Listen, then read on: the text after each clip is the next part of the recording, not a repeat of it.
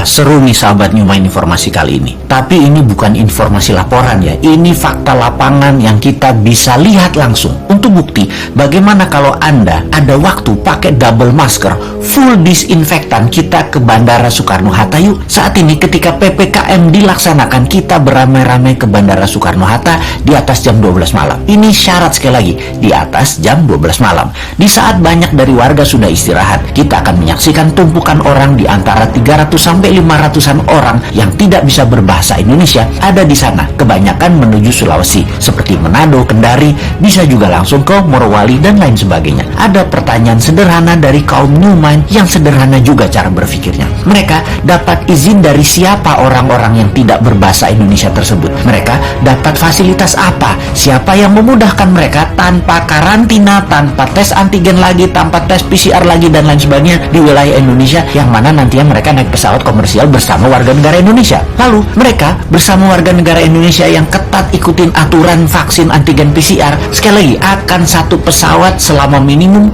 2 jam ke depannya. Oke, maaf, mungkin pertanyaannya terlalu panjang. Kita sederhanakan. Wahai Pak pejabat yang terhormat, agar lebih sederhana dan mudah difahami, kami yakin Anda sangat sibuk urus pekerjaan Anda sehingga kami harus berbahasa sederhana. Sesederhana kalian pejabat berpikir untuk kepentingan jabatan. Kami mau bertanya, mengapa ada banyak orang di masa pembatasan PPKM, orang ini orang asing, tempat berasalnya virus yang tanpa karantina, sebagaimana layaknya negeri lain melindungi bangsanya dan negaranya dari virus import ini, langsung dari Tiongkok, langsung transit dan menuju Manado. Kok bisa langsung transit dan menuju Manado, Morowali, Kendari, tidak di antigen lagi, tidak di PCR sekali lagi untuk dicek, atau bahkan di karantina dengan tanggungan biaya mereka masing-masing sendiri, atau bohirnya deh, atau yang mengizinkan yang membiayai. Lupa, yang mengizinkan kan pejabat yang berkuasa. Kalau dia yang membiayai pakai uang APBN, wah salah nih. Jangan yang kasih izin yang membiayai. Yang membiayai adalah mereka yang memberikan pekerjaan. Kita minta biaya dari perusahaan yang kasih pekerjaan ke mereka yang tidak bisa berbahasa Indonesia tersebut.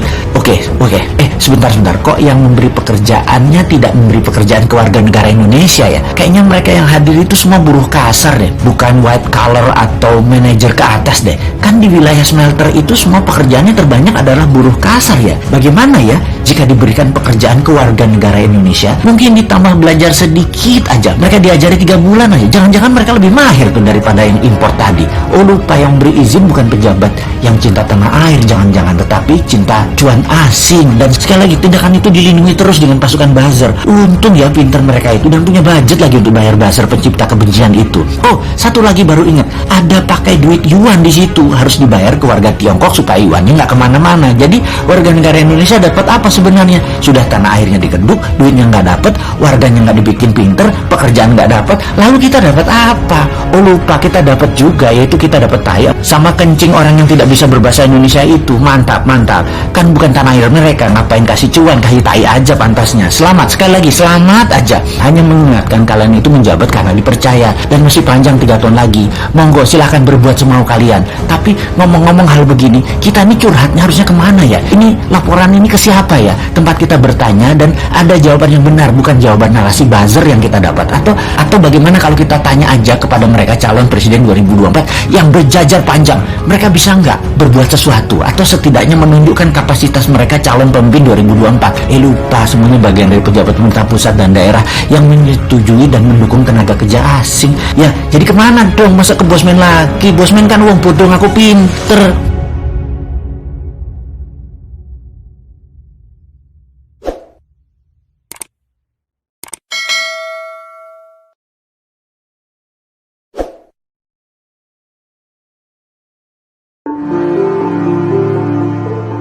Sejak tahun 2009, Tiongkok menerbitkan sebuah catatan penting di mana sebelum obor diluncurkan, mereka mempunyai yang namanya BRI, Belt Road Initiative. Masih berupa inisiatif, belum menjadi platform bernegara seperti tahun dilantiknya Xi Jinping menjadi presiden seumur hidup di Tiongkok tahun 2017.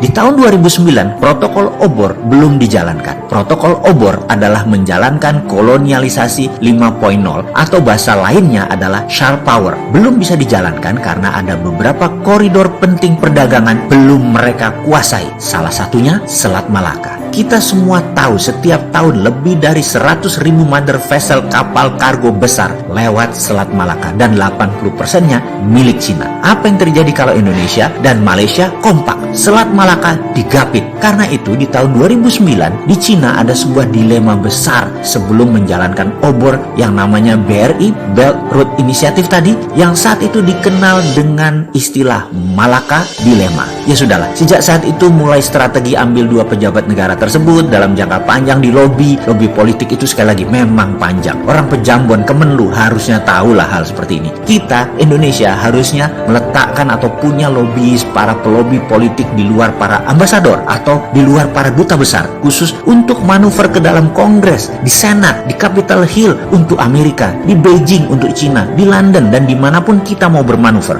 supaya kita menjadi global player yang sebenarnya. Inilah yang membedakan kalau si Sontoloyo yang nggak penting ini ngajarin bernegara, apalagi mendapat mandat, wendeng polda, bahkan berani adu sama siapapun kandidat yang mau maju di 2024. Tapi bersyukurlah kalian yang pengen manggung di 2024. Si Bosman bukan orang politik, pilih jadi guru kaleng-kaleng aja, guru Lemhanas ala milenial, ilmunya ecek-ecek lah. Buktinya buzzer lebih pinter tuh. Lihat aja komen buzzer, bisa mematahkan semua ilmu Bosman yang memang cetek. Kembali ke topik kolonialisasi 5.0 yang akhirnya dipakai Cina, yang terang-terangan mengganggu hegemoni Amerika, yang akhirnya diperangi oleh Partai Republik Trump. Rakyat Amerika baru tersadar hegemoni Tiongkok dengan obor adalah menggunakan economic approach, bukan military approach. Pendekatan militer Amerika ala kolonialisasi 4.0 yang dipakai hegemoninya. Amerika kaget di tahun 2017 mulailah terjadi perang dagang dengan Cina. Partai Demokrat zaman Obama 8 tahun diakali dalam tanda petik oleh Cina. Sekarang Amerika baru sadar kolonialisasi 5.0-nya obor, karena itu semua jalan Tiongkok masuk adalah dengan obor. Di Sri Lanka, di Pakistan, di Italia, di Malaysia,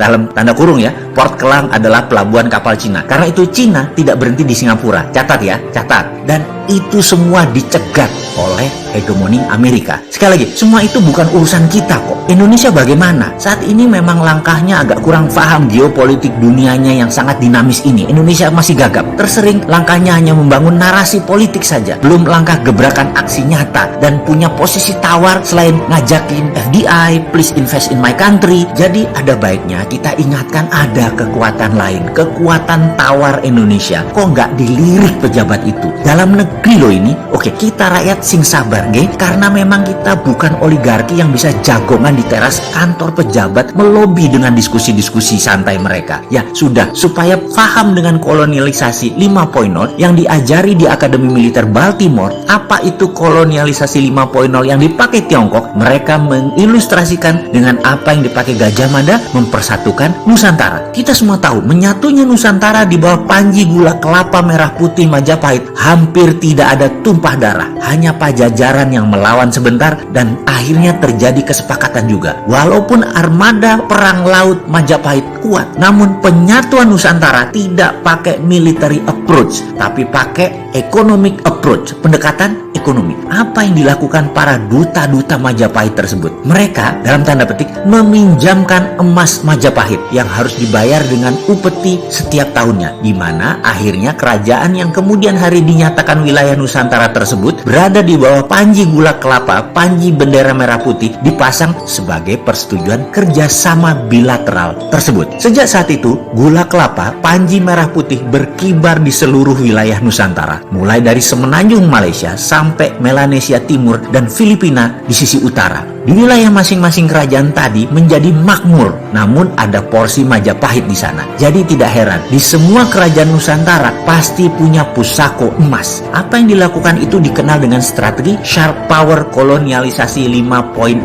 Pada saat itu, itulah perluasan Lebensraum, wilayah hidup yang elok dimainkan oleh Patih Gajah Mada. Cepat, tanpa terasa, menjadikan Majapahit negara maritim terbesar di dunia. Sehingga kalau ada yang bertanya kenapa logo keluarga Bosman sebagai shadow waktu itu ada kata-kata swift, silent, deadly dalam bahasa Sanskerta. Sahabat sekarang jadi paham kan manuver cantik Patih Gajah Mada menyatukan Nusantara menggunakan moto itu. Oke, baiklah. Ini hanya sekilas informasi tentang kolonialisasi 5.0 yang protokolnya dijalankan Tiongkok sekarang. Jadi bukan masalah jumlahnya hanya sedikit, hanya negara nomor 3 atau nomor 4 berinvestasi di Indonesia itu loh ya. Saya saat ini bersyukur sekali di mana pejabat sekarang pinter-pinter sehingga Indonesia tidak kena jebakan ilmu yang bangsa Indonesia sendiri pemiliknya. Gak mungkin pejabat Indonesia segeblek itu kemakan kolonialisasi 5.0. Tidak mungkin, tidak percaya saya.